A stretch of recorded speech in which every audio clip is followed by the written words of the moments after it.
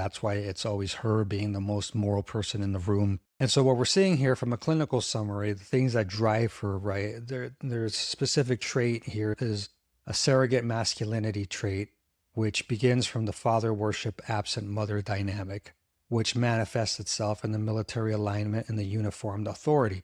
There's an object use self trait here, which comes from the religious indoctrination that occurred.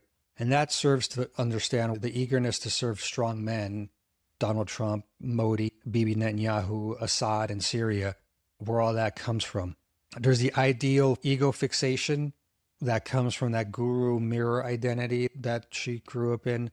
That manifests itself with the self-righteous affect and the moralistic speeches she ends up delivering on social media and other interviewing platforms. That's why it's always her being the most moral person in the room and never really has any self-awareness into any shortcomings she may have.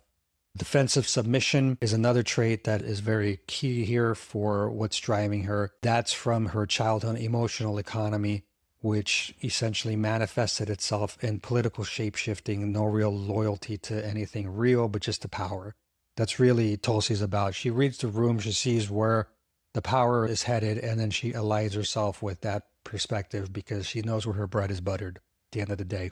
So she's not just mirroring Trump, she's reenacting a lifelong pattern, finding powerful men, fusing with their mission, and then discarding herself in service for their projections. She did this with Obama, and then when they were done with that aspect of her personality, she decided to join Trump.